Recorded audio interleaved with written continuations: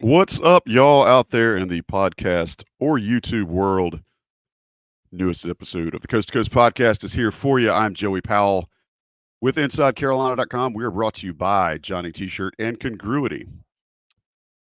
With me, as always, Sherrell McMillan, Sean Moran, the two guys who bring the wisdom. I'm just the guy pressing the buttons, but they're here. We got a lot to talk about. I know it's the middle of the summertime. We always make the joke about at IC there is no off season. But boy, Hubert Davis has been doling out quite the offers and has given us plenty to talk about. Before we get rolling, before I bring Sean and Sherelle in here, I do want to just make a quick shout out and send our condolences to the family of Brick Ettinger. For those of you who don't know, Brick was the author of the Poop Sheet, which was kind of the first real recruiting dossier or newsletter, whatever you want to call it. And look, here we are now doing podcasts about this stuff pretty regularly. And Brick was loved by a lot of people. I've seen messages from Eric Bossi and a lot of other people that we talk to and we think highly of, given their condolences to Brick's family. But guy was just an icon, and from everything that I've read or heard, he was just an amazing human being. So we want to make sure that we acknowledge his passing and send our condolences to the folks that were close to him and certainly to his family. Moving on from that, let's go ahead and get Sean and Sherelle in here. Fellas, I have seen so much going on around UNC basketball. Before we dive into the nuts and bolts about offers and visits and whatnot, there was an NBA draft earlier this week, and I know folks were, I guess, torn to see Harrison Ingram leave UNC after just one season, especially knowing how much of a fan favorite he became and what an impact player he was on the roster and in that locker room for the Tar Heels. So, give you a quick recap to our listeners in case you missed it. Harrison Ingram goes second round to the Spurs. Uh, I feel like organization wise, that's a great fit for him. I know they have a lot of guys at that position, but you couldn't ask for a better system to go be a part of than somebody like a Harrison Ingram going to Pop's system down in San Antonio. Armando Bacot signs an Exhibit 10 with the Utah Jazz. There's quite a nice ACC storyline around that franchise right now. And then also Cormac Ryan signed an Exhibit 10 to Oklahoma City. So if you're curious about how those contracts work, they are a little different, but they do allow for some flexibility for both the player and the team. So I'll let you guys look those up. But Sean, I'll come to you first, man. Just do you have any just general feedback or general responses to seeing those guys and where they landed after the dust settled on this year's NBA draft? Yeah, I thought it was great seeing Harrison Ingram end up getting drafted in the second round, going to San Antonio. As you mentioned, a strong organization. Obviously, the last few years have been a rebuild for them, but definitely on the upward trend with Wemby last year. And I think that's a perfect situation for Ingram, a team that still probably has a year or two to grow, but at the same time, he's coming in 3 years under his belt, and probably somebody that could look to contribute. I think for any second year, trying to get playing time is going to be challenging, and a lot of them are seeing time split between the G League being called up. But I think that's a perfect opportunity, more as a veteran experience than maybe a one and done coming into a second round situation, and definitely needs a lot of grooming in the G League. But I would say, in terms of situation, it was probably an A, and now he's in will be in training camp and hopefully can show that improvement. And I know the shot is still a question mark despite what he did overall this year, but hopefully between that as well as just the playmaking IQ and quality teammate, he can carve out a spot from the Spurs. And then in terms of Cormac and Armando, nice to see them getting Exhibit 10. Just financially gives them a little bit more than if they were to go straight, actually a lot more than if they're to go straight into the G League. Usually Exhibit 10s, you're not making the team, so you are going to end up on the roster, but you do get to go to training camp. And I think just two good situations to try to see what they can do over the next few years, because really that first through third year, if you're not on a roster, is going to determine, hey, can this guy make an NBA roster, or will they give the US a try and then head overseas in a few years to try to play in some of the top leagues overseas? Yeah, I appreciate that summation there, and I think it's important for folks to remember too. Danny Green kind of bounced around from Cleveland and ended up in San Antonio, which is where he actually really showed himself. And I think that was a few years after he was drafted. And he again, kind of remarking to Sean's point about the system in San Antonio. It's where he's stuck, and then you saw how long of a career he was able to have. Sherrell, any thoughts from you about just where the UNC guys landed, and any just initial reactions that you had after seeing where those guys were able to ink? Yeah, as Sean said, super happy for Cormac and for Armando. Armando's spot is very interesting just from a storyline perspective because Cal Filipowski obviously had a bit of a rivalry for 2 years at Carolina, is there. And then Walker Kessler is there, his former teammate, turned Auburn Tiger a year later. So that's always cool and interesting. I guess Utah's bringing back the big man. And then for Cormac, for both of them, you want a chance. It really is all you're asking for, and they have it. Now, it doesn't mean they're going to end up making the team and being on a roster and playing minutes, but they have a chance, which is more than a lot of people can say. So happy for them for that.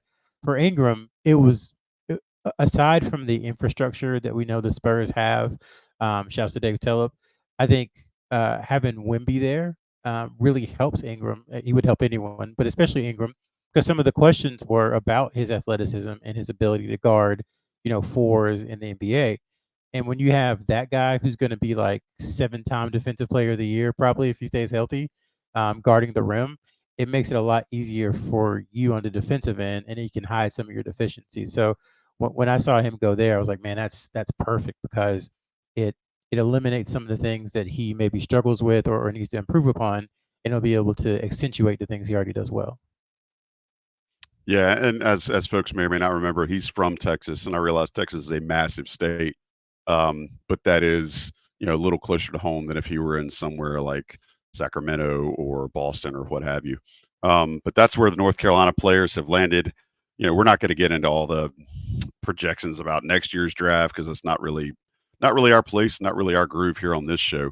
Um, but I appreciate you guys kind of helping give some context to where those guys landed, and it's always good for North Carolina, regardless of how it shakes out. I know there are some programs out there who have a guy for a year and immediately claim him as their own, and then want to tout that as like their NBA success or whatever. But for people that want to rip North Carolina for having guys like Armando Bacot in the program, and for him to still have this opportunity to go make, whether he wants it or not, to make a career in professional basketball, I think that speaks volumes. And um, for the transfer market to see how Harrison Ingram did at UNC, and it helped bump him a little bit.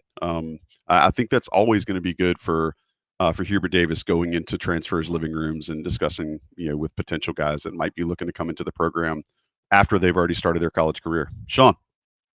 Well, I know not going to focus on next year's draft, but I think it will be a topic that is continuously brought up throughout the year, given the fact that UNC for the first time in a while has those potential first round draft picks or those 5-star freshmen that are coming in. So I know right now between Drake Powell, Ian Jackson, and Cadeau, they're all listed in there. I think if you go back and look at the 2024 draft from this time last year, there are some names that stay in that top, but very, very different in terms of what you see in those mock drafts and how much things change. And obviously, they tend to weigh heavily on those rising freshmen, especially the ones that have more of the physical attributes. And then once you get into college and the skill comes to play, everything starts to change. But I would say you'll probably see those three, up and down throughout the year. So I think it'll be a more lively topic of conversation this year than it has been in past years for UNC focused players. Yeah, that's a good perspective, Sean. I think a lot of folks, they see these mocks, and you see the high recruiting rankings of certain players when they come in and where they stay. But by the time you find out who's actually eligible from an overseas perspective, it really does change that recipe quite a bit. Before we dive into some offers and visits and post visit updates, I want to do a little bit of housekeeping. First off, got to give a shout out to my man Lewis Archibald. Met Lewis this past week, doing some doing some presidential stuff. And Lewis was just a long time UNC basketball fan. Listens to the show. Mentioned to me that he'd been following Carolina basketball since the days of Al Wood. It was just fun talking to Lewis a little bit, and I know he's listening out there. So I want to give Lewis a shout out and appreciate him, being a part of this family. Is same for you guys that are out there listening to us. If you haven't yet, like, rate, review, all that stuff really helps us as far as how this show gets popped up and how this show gets recognized by national advertisers. So we would appreciate that from you. And then before we get into all of the offer stuff and all the recruiting stuff, I've got to point out that that it's July the 4th is coming in just a couple of days. And I want to point out that you've got a chance before you get to July the 4th to get some Johnny T-shirt gear. You're going to be off on July the 4th. You're probably going to go to the pool. You're going to flex your dad bod or mom bod if there's some female listeners that we have out there. But you need to look good in it. Go get you some Johnny T-shirt summer weather gear and look good while you're out and about. Whether you're skipping down to the pool, whether you're headed to a cookout, not a barbecue, because barbecue is a food, not an event. Just make sure you get you some Johnny T-shirt goodness before you head out there. Johnny T-shirt right there on East Franklin Street in Chapel Hill. Premium Bossy subscribers know that you already get that 10% off additionally from your order. So use the code on the premium boards to get that. We appreciate Johnny T-shirt. Go ahead and take our quick national break before we dive headlong into this recruiting stuff. Let the national guys run some ads in here. We'll be right back. Sean Moran, Sherrell McMillan, Coast to Coast podcast on Inside Carolina. Appreciate y'all sticking around. It's been a really, really busy couple of weeks for Hubert Davis and his staff. And we're going to try to get that all laid out for you here on the Coast to Coast podcast tonight. All right, Sherrell, bear with me. Sean, bear with me. I'm going to give everybody kind of the snapshot of who has been offered since the last time we did a show a couple of weeks ago. And then, as usual, I'll try to give the vitals. We'll let you guys speak into their game. Sherrell, I'll let you speak to the story of each player a little bit and how they came on UNC's radar. Then we'll get into some visit stuff and a little further on down the road. First things first, Nico Bundalo, 6'11", 195. If I butchered his last name, please chime up. But based on what I saw, that's going to I'm going to go with Bundalo at this point until Sherrell corrects me. Tall kid, slight of frame, but from Hudson, Ohio. He is a 25 offer. Sherrell, how did he end up on UNC's radar, and what did that offer story sound like? So we haven't been able to talk with him because he actually is in Serbia for the rest of the summer, playing over there with the national team and doing stuff back at home. So he goes to school in out kind of in the Pennsylvania, Ohio area. He moved there. I think last year was his first year there, and UNC had watched him during the Scholastic period last year, and then also on the Adidas 3SSB circuit last year. And he did give an interview at one point saying how much he wanted the Carolina offer, and he used a certain two words that kind of triggers some of the fan base, which is dream school. And then the trail went cold for a long time. I would say for 5 or 6 months, there wasn't a ton of communication back and forth. And then we found out towards the eval period in May, it picked back up between Jeff Lebo, who is kind of the lead assistant, and Bundalo. And then Hubert Davis talked to him. I think both assistants actually talked to him as well, and they ended up offering, a couple weeks ago. He's a tall, kind of lanky, still filling himself out player. I would say positionally, I think you could say he's a 4 or a stretch 5. I guess it just depends on how you view that kind of thing. But he's a big, for all intents and purposes. He's a big, and that's what North Carolina's recruiting him as. His recruitment has definitely picked up. He's got really good offers. It's just another one that Carolina is kind of entering the fray and seeing what's out there. It's pretty clear that they definitely want at least one big man in this class, and Bundalo now has an opportunity to be that guy. So don't anticipate anything really happening with him until he gets back into the United States, which will be another month.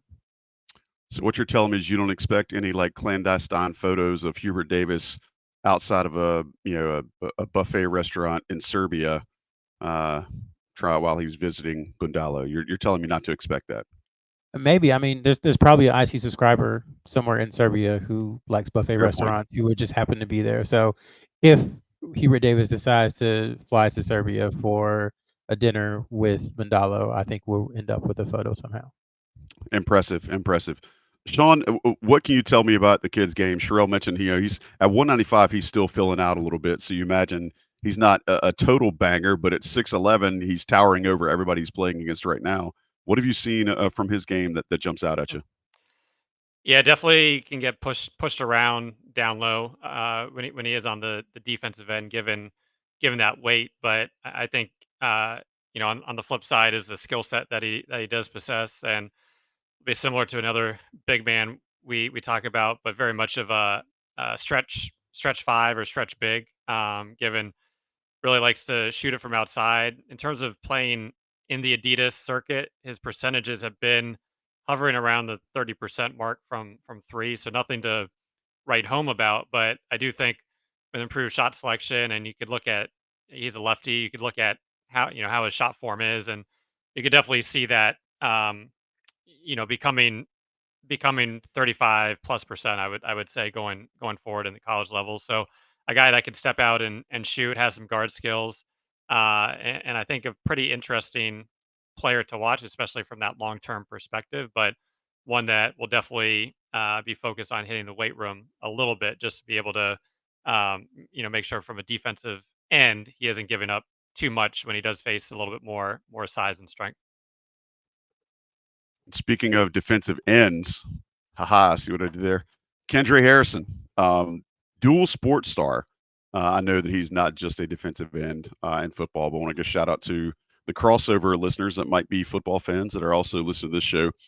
Kendra Harrison, 6'7", he's 235, and he's every bit of it. Class of 26 offer. He is a two-sport star in Reedsville, and he is, by all accounts right now, one of the, if not the top recruit in the class, but definitely the top dual sports star in the 26 class. Sherrell, local kid. I know a lot of guys on the football boards love his game. Don Callahan has had some comments about him.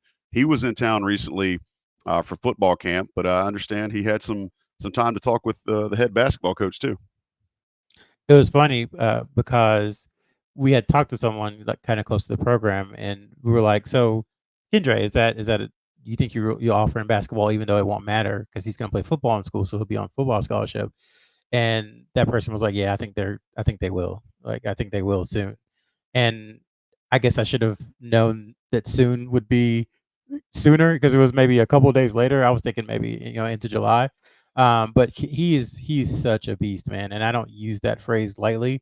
Like I don't do comparisons, but for those of you old school people who remember Duke Cruz, who played at Tennessee for a little while, That's a he's hell of like a name. he's like an upgraded 2.0, 3.0 version of Duke Cruz, like just super physical, super athletic, runs through people, jumps over people. No one wants to deal with him in the post, despite the fact that in basketball, 6'7", it's kind of short for a post player, but it doesn't matter because he's just so physical and he's so strong and he's so athletic and he's so fast. Obviously, he's got some refining to do in his basketball game. There's a lot of skill work that needs to happen, but he could step in right now and play ACC minutes as kind of a bruising 5 or a bruising 4, just because he's that ahead of the curve.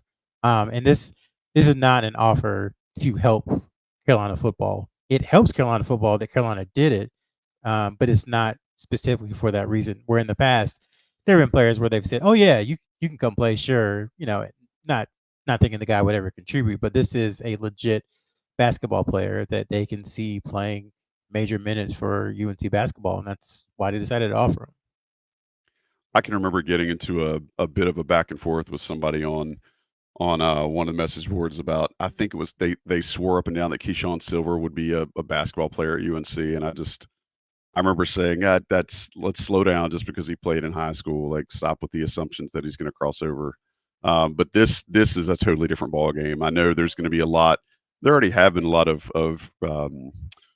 I guess comparisons to Julius Peppers. It's very easy to do. Look at this, look at the size, look at the way he plays, the fact that he's from North Carolina.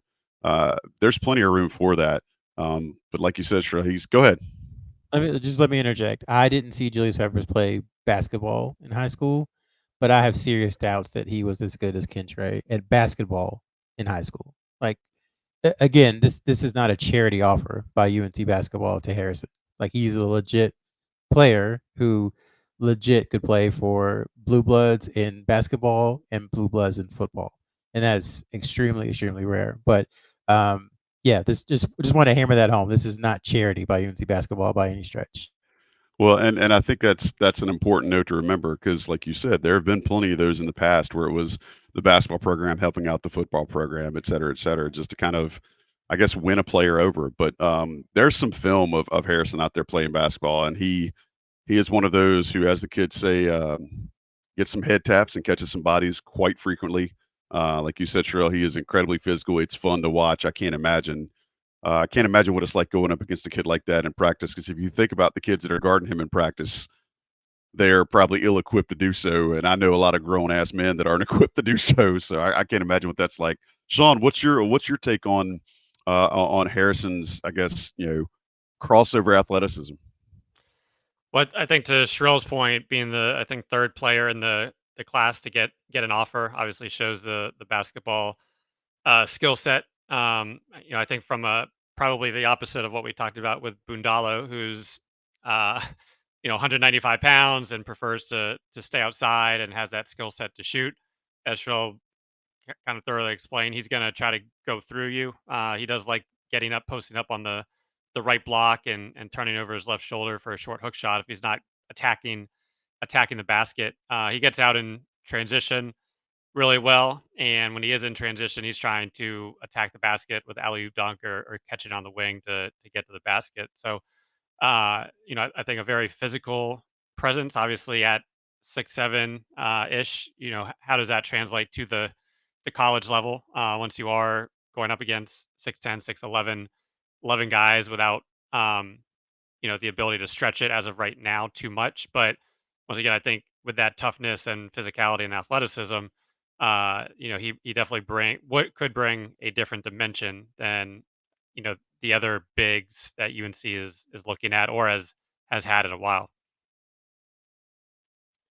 Moving on from Mr. Harrison, another 26 offer. Teron Stokes, 6'8", 245, big kid, just big kid. From Napa, California, and the very recognizable prolific prep. Sherrell, how did he end up on UNC's radar, and what's kind of the backstory there? He ended up on UNC's radar because he's one of the best players in the country, regardless of class. I mean, that's pretty much the story. He played, like you said, he plays for Prolific Prep, and AJ DeBansta was at Prolific Prep last year, and he had an UNC offer. So obviously, when you watch DeBansta, then you would see Stokes. And I think just with Stokes, man, there's like nothing he does at a poor rate. Everything he does at, I would say, an above average level or better. But it's just, again, the combination of ball handling and athleticism in a 6'8", 250, 245 body. And, there aren't many archetypes like that of guys that size, height wise, also body wise, and who just don't have much body fat, just like muscle, who can do some of the things he can do in the open court, whether it's finishing or whether it's dishing off to teammates. So that's how the offer came about. They've seen him a lot. They know about him. He's been one of the top guys on the EYBL circuit since he was a ninth grader. So I think all of that was the reasons the offer. Now, is it a situation that North Carolina has a serious chance to win? I think that's something we continue to investigate. But you can't win if you don't make the offer. So it's a first step. Awesome. And again, I like the way you couched that. I think it's important for folks to realize, yeah, Hubert Davis offers a lot of guys at the top of the class, but you can't go on a date with somebody unless you ask them out. And I think that's important to share. Maybe it never gets any farther than that, but you've got to start the process. Sean, do you have any insight on Stokes's game other than the stuff that Sherrell said, where he's kind of a freak with an absurd skill set for his size? Yeah, and he's had a great spring and early summer on that UIBL circuit, playing with DeBansta. Right now ranked the number 2 player by 24/7, has been the number one player. So you're gonna get a lot, especially with that size. I think right now his 3-point shooting has probably to me been a surprise in terms of how well he has shot it. Right now, I think he's around 40% in EYBL, but there's a pretty when you dive into it, there's a pretty stark difference between catch and shoot versus off the dribble, where he's pretty much been lights out catch and shoot, and off the dribble, I think 2 for 23. So uh, a big difference right there. But once again, a lot of room to grow. I think he does have some of those point forward skills of being able to handle the ball, attack, especially when he has some slower or bigger guys and being able to ISO and get to the basket. That being said, at times he does have a tendency to over dribble and try to rely a little bit too much on that ISO game, which I think plays into that the struggles off the dribble from three. But just given how he shot it and his other attributes, I think that's just a moment in time. But obviously a talented player, and I don't know how Sherrell feels, but anytime I see a guy putting up those types of stats, playing a year up, always have to say, hey, could he be looking to reclass it at some point? Yeah, I think it's fair enough to make that the assumption until it doesn't happen. Look at you guys. You guys calling shots early on. I love that. I love that y'all think that way, and you've seen this and you've covered this for so long that that's immediately now in your process when you're analyzing somebody. Last one that's happened, and this is very, very recent, like in the time that we started planning this show this evening. This has happened. So Eric Reeby, 7-footer, 235. Again, huge kid. I think he's German or has some either has family in Germany or is living in the U.S. from Germany, but plays in Potomac, Maryland for the Bullis School. Sherrell, brand new offer, spanking new, like still cracking in the wrapper. Tell us about Mr. Reeby. Yeah, at the time you're listening to this, we had hoped to have a story up about it, but he actually, at this moment, is on a plane back to Germany, so we can't talk to him. To your point, Joey, he is on the Puma circuit, Sean and Joey, of the Pro 16. He actually is a teammate of Nick Amenia on that circuit. And again, 7 foot, 245. But he has just tremendous skill. Like if you watch some of his highlights, because obviously I haven't, no disrespect to the Puma circuit, but I haven't made it out there yet. No, I'm not trying to be me. I haven't made it out there yet. Um, but if you watch some of the highlights and stuff, you see him with hooks in the paint. You see him facing up, but you also see step back threes and ball handling. And that's the reason that his recruitment kind of went, I would say, over the last 3 months, like so many do, from a regional one where there were, the I won't name them, but there are schools that kind of are in that mid tier that had a leg up, and then in the last month or so, the Kentuckys and the Carolinas and the Blue Bloods have come calling. So I think his recruitment is probably due for a reset because of the most recent offers. But he's someone that UNC watched the last 2 weekends for the scholastic evaluation period, and he played well. And we really thought the offer was going to come last week, but it did come after the second evaluation period this weekend. Just I think one of the things that I've seen a lot of folks saying, especially after this last transfer portal circuit, was folks looking at where is UNC with regard to seeing some overseas players. But when you describe Reeby's game, man, 7 foot, 235, 245, whatever he is, and to have the game that he's got, I'll let Sean elaborate. But that's like the prototypical European big. Sean, how do you want to analyze this? I think those words capture it pretty accurately in terms of being able to, similar to Bundalo, step outside, another lefty, but really really good catch and shoot, pick and pop type of player.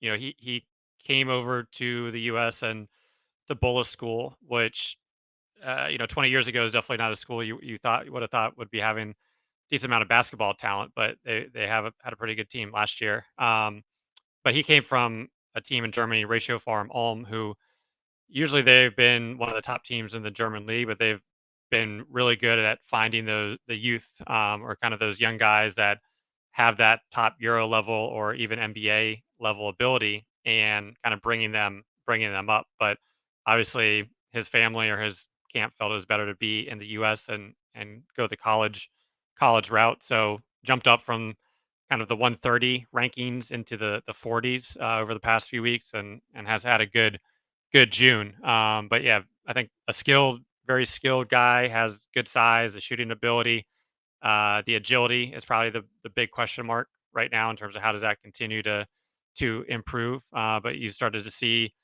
a lot, the Kentucky UNCs, et cetera, offer him versus maybe the Ohio States, Iowas of the world that were in there earlier last year. And I think the excuse me, the 3 offers we talked about from big guys are Bundalo, the most recent ones, Bundalo, Harrison, and Reeby. And the thing is, 2 of those guys, you look at their offense and you say, "Wow, that's where they're going to make their money." And I think Harrison, you look at and you say, "Well, maybe defense transition, that's where he's going to make his money," because they're very different, obviously different classes, but there's a chance that they would all play together. But I think with any big, the question you have to ask yourself is, basically what Armando Bacot became so good at this past year, when, guards put you in the pick and roll or teams put you in the pick and roll, can you switch off and can you handle the guard for 5, 6, 7, 8, 9, 10 seconds? And at a college level, 5 seconds doesn't sound like a lot, but that's an eternity, especially when you have RJ Davis on the other end, who's doing everything he can to get by you, who has speed, who's shorter. So to me, that's the biggest defensive question for all these guys, because I think rebounding will sort itself out with everyone, whether it be because of size or effort or what have you. But it's like when push comes to shove and you get switched onto a guard or a wing, can you handle yourself for those 5 or 6 seconds? And I think Harrison could do it now in college basketball. I think the other 2, that's an opportunity for growth for them. Man, that's some lofty expectations. I do want to mention, I don't know if I said this, Reeby is a 25 class of 25 offer. So you got 2 in the past 2 weeks. You got 2 in the class of 25 in Badalo and Reeby, and then 2 in the class of 26 in Harrison and Stokes.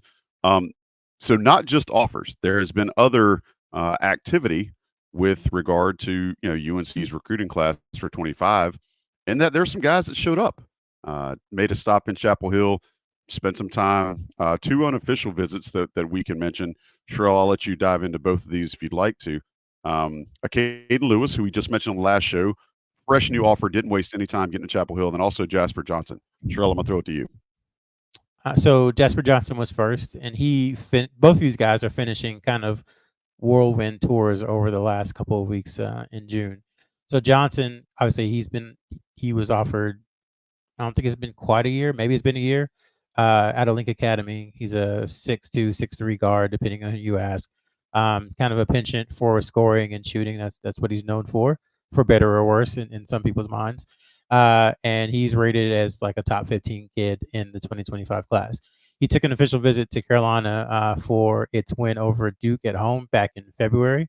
Him and his father, raved about Carolina, and then the tournament happened, and he starts doing interviews, and you don't really hear much about Carolina and some of that stuff. And I think during the entire time, we kind of heard that UNC was still doing well, and he decided to take an unofficial visit to UNC in June, which is his second trip this year. He was at Kentucky, which is right down the street. He was, his dad played football at Kentucky, born around there, lives right down the street. He also took official visits to Illinois and Alabama. He did all that within the span of about 12 days. So really trying to pack it in. I think of all of North Carolina's targets, I think he's probably the closest to a decision. I don't think one is imminent at all, but I think he's done everything he needed to do as far as official visits to Carolina and many unofficials to Kentucky, an official visit to Alabama, an official visit to Illinois. So he kind of has a firm ground from some of the schools on his list. But he was in town, stopped by, hung out with Hubert Davis, watched UNC's first practice of the summer, got some shots up, and headed home, or not home, but headed out from Chapel Hill. So it seemed to have been a good visit, and one that UNC definitely will take, considering he already took an official visit back in February. And to recap, Jasper Johnson was offered in September of last year, but your point still stands in the sense that it's been a full time because of the activity and the engagement he's had with the staff and with the campus. Sean, I want to come to you a little bit before we talk about the Caden Lewis visit. Johnson's game, I feel like, is probably more well-rounded. Am I missing that, or do you feel like he's kind of the most automatic bucket that's on UNC's offer list right now? No, I think that's correct. Another, I feel like every guy we're talking about is a lefty, but in terms of his ability to shoot it from deep, you know, in some instances, Darius Garland, like a young Darius Garland, triggers my memory just from watching him at some of the early USA basketball camps before he did become, a top 5 player in that class. But um, I think can create a shot, can really quick in terms of getting the shot off. Deep range, I think definitely more of a shoot first, pass second type of guard. So more of a 2-1 rather than a traditional point guard or anything like that. But yeah, in terms of being able to put the ball in the basket, able to do that at a very high level in the class, and I think getting him on campus for a second time, obviously Sherrell mentioned some of those schools that are going to be in the mix for him. But I think getting him back on campus shows out of those early offers, at least to me, which are the ones that are still worth fighting for, and where the interest is reciprocated. But definitely a talented guard that can come in and I think could add strength as many players can at that age. But in terms of the handle and the ability to create for himself is pretty impressive and probably at the highest level in the class right now. Sherrill, so the next visit I want to talk about, and I'm going to give you a little bit of a couple of stipulations here to answer. Caden Lewis, again, fresh off his offer. He got his offer 2 weeks ago, I think today, but came to Chapel Hill. We're late enough in the recruiting cycle now, or at least deep enough into it. I don't want to use the word late. We're deep enough into the recruiting cycle now where you can start to see maybe where the staff is trying to generate pressure among players to see, who can they get to commit first, or is this one of the situations where they're putting out there and say, hey, we're offering this number of players at your position, whoever commits first is who we're going to take.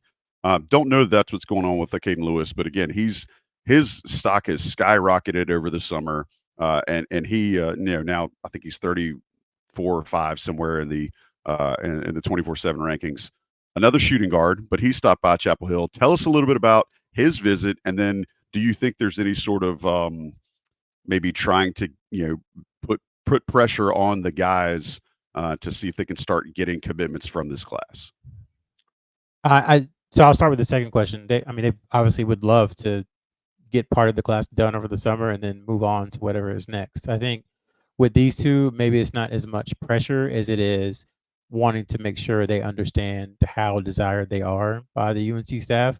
And so that's why you give them a chance to go to UNC's first practice as this team that they've ever had, and UNC's second practice is this team that they've ever had. So you can kind of see how they're going to play, what the team looks like, and really important for the guards to be there so you can see how talented the guards are there, because there's a chance that because they are so talented, they won't be there the next year, which helps you get on the court sooner. So all of that I think works together for the second part of the question. For the first part, Caden, I don't know of anyone in high school basketball who's had a better month than him. Hopefully, by the time you listen to this, you'll be able to see our post a visit actual story with quotes from Caden. We talked to him on Sunday, and he's been, like I said, much like Jasper Johnson.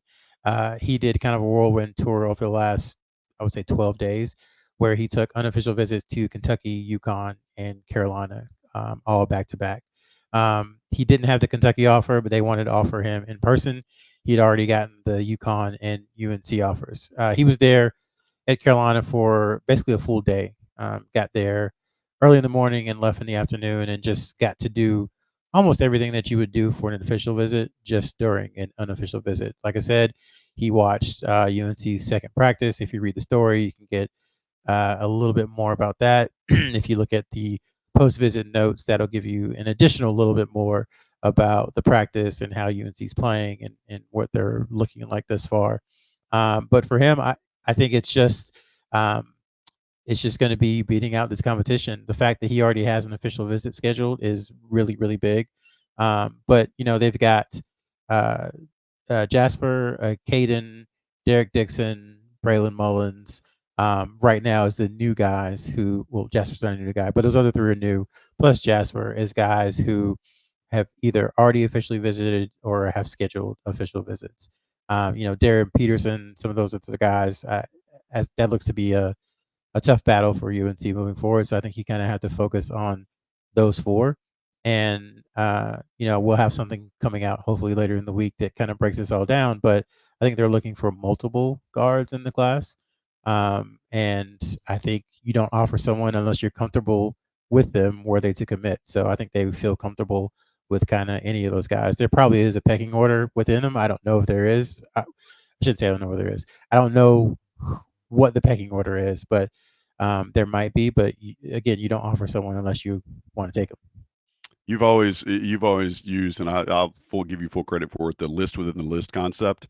But this is, like you said, a little different than football in the sense that a lot of guys in football will have an offer that's not committable. You're not doing that in basketball. Yeah, and let me say too, the list within the list now is becoming the same 5 schools. Maybe I should have saved this for for 2 pennies, but Later show, bro. Later I was show. I was talking with another writer from another school, who's in there, and it seems like every school is offering, or schools on Carolina's level, they're all offering the same 9 players in 25. And I don't know if that's just because 25 is a weaker class, if that's because with the portal, those are the 9 or 10 guys they've identified as guys who really can come in as a freshman and make an impact. I don't know if there's other stuff behind the scenes that's impacting it, but they've all offered these same guys and they've all got visits set up with these same guys. So, one school can't have all of them. So it'll be very interesting to see how it plays out once we hit August. I think August and September this year are going to be very, very busy for a lot of schools because guys are going to want to get decisions made so they can focus on their high school seasons. And despite, maybe setting up 7, 8, 9, 10 official visits, we all know that guys who do that are not going to take all of them. Usually what happens is they take 3 or 4, they get tired, they realize it's a hassle, they realize they're all very similar, and they go ahead and make a decision with the school they want to go to. So just watch out for that in the fall. I've got a quick, based on that, Sherrell, how would every situation's a little different, but given how early they locked in the 24 class and how early they were able to start focusing on the 25 class, but to see kind of where everything is now of this second batch of offers as June comes going into the July period. I don't know if you can't really give them a grade right now, but do you feel they kind of missed a window to lock some of these guys in early? Which I guess I do a little bit, but at the same time, if those guys weren't ready to commit, because it doesn't seem like 25 has been a fast moving class, then there's nothing you can do. But curious your take on the runway they had in this class and where they're at right now. Yeah, I wouldn't consider it. Yeah, can't give a grade, but I would consider it a failure or anything, just because the guys that they did offer in 2025 are all guys who have every option available to them that's possible, whether it's Australia or I guess if G League Ignite goes away, but they would have had that at the time before it went away, and then they'll have all the blue bloods too. So they weren't in a position really to kind of, I don't want to say force or push anyone for a commitment, because the guy would have been like, well, there's a school that I consider your equal that I can just wait for and go to and sign with in the spring of my senior year. Now, if it was some of the players that they have offered recently and they had an opportunity to close a year ago and had offered a year ago, then I think the situation, I would I would I would agree with you in that regard. But I think because of who they offered and when they offered, and it was pretty much the entire top 10, um, that I can't really judge them harshly for that, just because those guys have all the leverage now. And again, there's been a sea change just within that time of how NIL operate. I don't want to call it NIL. How cash payments to players work, how NIL deals work, how the transfer portal works. All that stuff within that time has changed, and that's not. I don't think it's good or bad for UNC. It's just something you have to adapt to. And like you said, none of the 2025 guys are making commitments right now because they have all the leverage and they're just going to wait. think it's crazy to see, and your point about how the transfer portal has affected things. Like, it's crazy to see how truncated the window is of what a coach or a staff is looking for a player to contribute. You know, if you think just maybe even as recently as a season ago, you had situations where the player was, well, if I'm not playing immediately, I'm out. And now I think that you're seeing that with coaching staffs and how they're responding to recruits is like, hey, if you can't contribute immediately, um, we're doing things a little differently. I don't know. It's just that's a neat development that's happened recently. And something else to think about, Joey, too, to that development, but like as we've mentioned several times now, agents are involved now. It's like when you get lawyers involved, it's like, here we go. But agents are involved, and agents represent guys in the portal and guys in high school as well. And so if an agent knows that, you know, middle of the pack number 3 starter got $900,000 last year from in a cash payment from a school, well, he's gonna be like, well, Johnny 5-star freshman is going to be much better than number 3 starter on your team. So you need to appropriately compensate him. And so that I think has changed things too, because when you see some of the money that was thrown around in the portal, some of the national money, the totals were exaggerated, and I think some were pretty accurate. But when you see that again, if I'm top 5, top 10, 5-star Johnny freshman, I'm not taking any less than, some scrub from some school, school X got. So I'm going to make sure that I'm getting mine. And so again, the whole thing is about leverage, and those top 10 players have so much leverage because there aren't a ton of guys who can come in and play and compete and be competent as freshmen. You have to get the most talented, the uber talented, and to get them is going to cost you moving forward. So that has kind of changed the market completely with those top 10 guys. I'm going to go on the record now and say that 5-star Johnny Freshman will never sign with School X. There's no chance that happens. You Sean, back never to know. Sean, back to Caden Lewis. You've obviously seen more of him, excuse me, since he's gotten his offer. How do you compare him against a guy like Jasper Johnson? I mean, I know they both play the same position, but you gave a really good synopsis of Johnson's game earlier. What do you see out of a Caden Lewis that maybe differentiates him? Well, I think they're both talented scorers. I would say I would be more.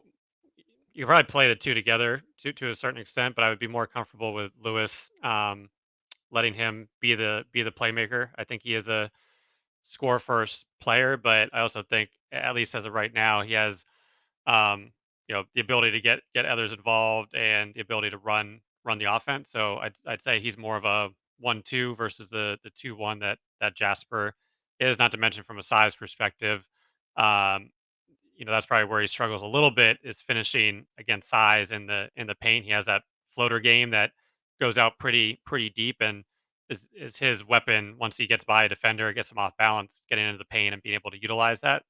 So once again, another lefty that we're talking about here, but a guy that a little bit smaller from a height perspective. Both of them are on the skinnier side. Um, Deep range, just like Jasper, so a lot of similarities, but I'd say more of a 1-2 versus a 2-1 from a Caden to Jasper.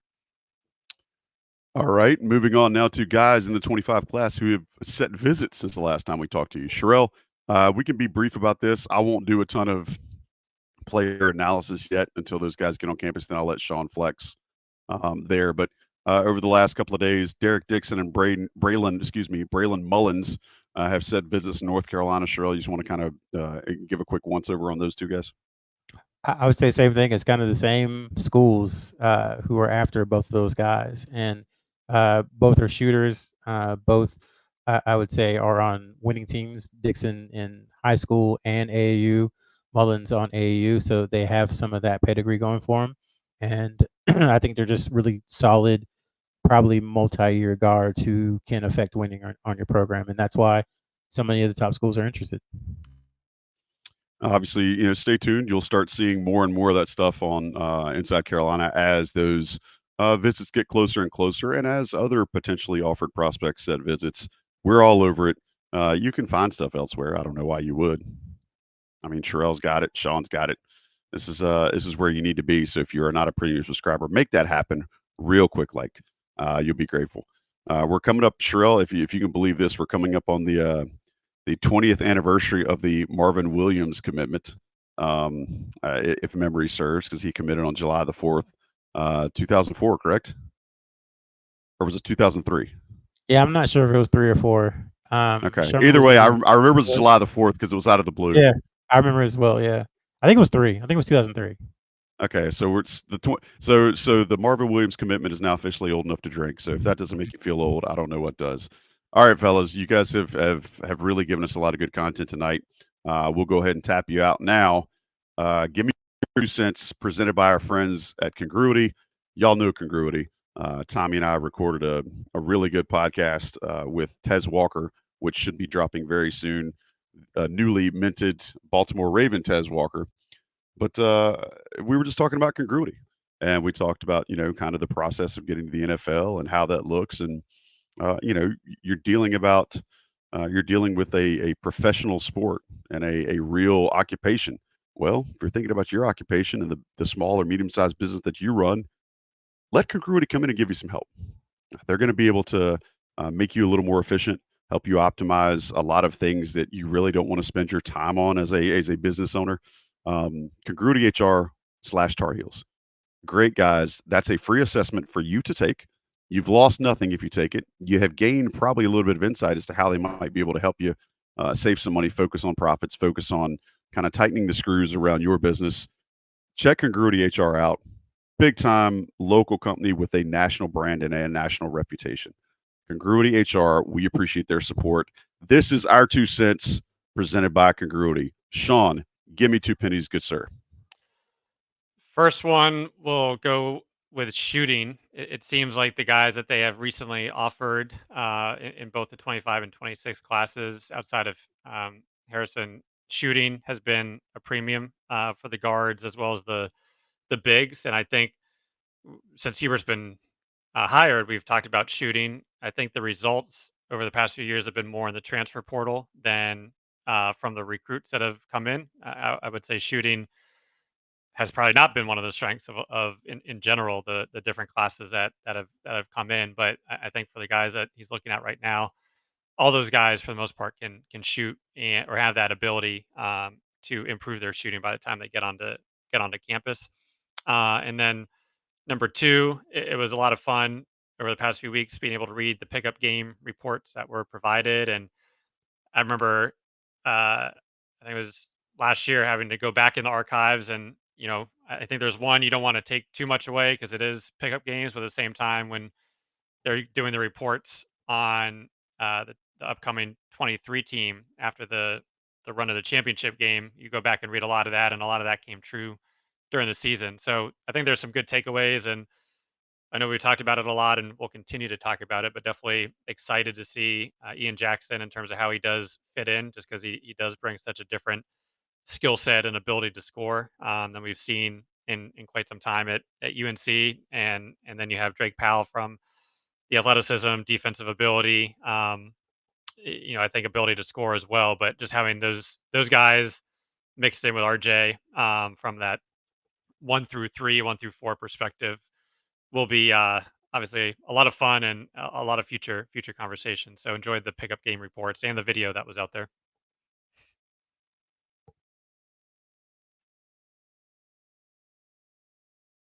I would love your 2 cents before we wrap up tonight, Sherrell. I'll ask you the same thing. So I'll start with this. North Carolina has 11 players on scholarship on the roster at this point, and I think we've done a disservice by not mentioning it the last couple of episodes. But the snapshot that we took at Father's Day was the second snapshot. It was not the final snapshot, which will be taken when classes start at the end of August. So know that player retention, development, and acquisition is a 365, 24/7 job. And I would say I still think it's unlikely, but that doesn't mean that UNC isn't still trying to improve its roster next season. So again, unlikely, but again, for the third time, we didn't know that Bob Huggins was going to get fired at this point last year, and that 3 weeks later James McQuanko would be committed to UNC. So Johnny Furphy committed to Kansas in August. We know Carolina talked to him last year. So there are still players who can impact winning available. You just have to search a little bit harder for them, and I think UNC is still doing that. Whether it will ultimately end up with a commitment or expenditure, I don't know, but they still are doing that. So I think we kind of forgot about it once Father's Day hit and moved on to the next thing. So that's penny number one. And then penny number two is that we're about to hit July, and it used to be that June was a very quiet month for high school basketball. I think just like for Don, June was kind of a quiet month for high school football, and now June, I would it's up there with July as being one of the most important months for high school basketball when you add in the scholastic evaluation periods, when you add in official visits and the MBPA Top 100 camp. You add in Dino's event out in California. It's really big, and it's funny because the coaches at one point were frustrated that in July they had 3 weekends back to back to back, and this was coming after they had most of June off, but they had 2 periods in April.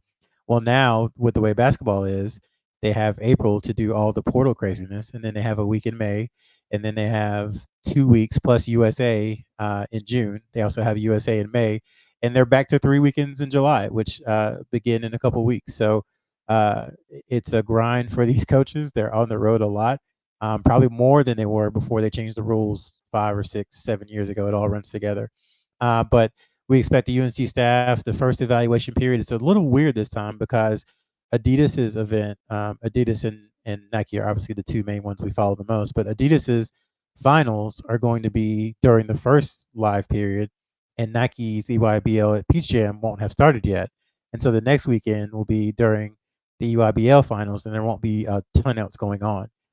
So that's an interesting twist this year to watch with July. And we'll have more on that in the next couple of weeks. But and then the last weekend are the NCAA basketball academies, which frankly I still don't understand 4 years later of what they are and what they really do and how it works. But those are the 3 opportunities in July for coaches to be out on the road, and most of July is a dead period, so there won't be really any unofficial visits. That's kind of off the table until official visits can start in early August.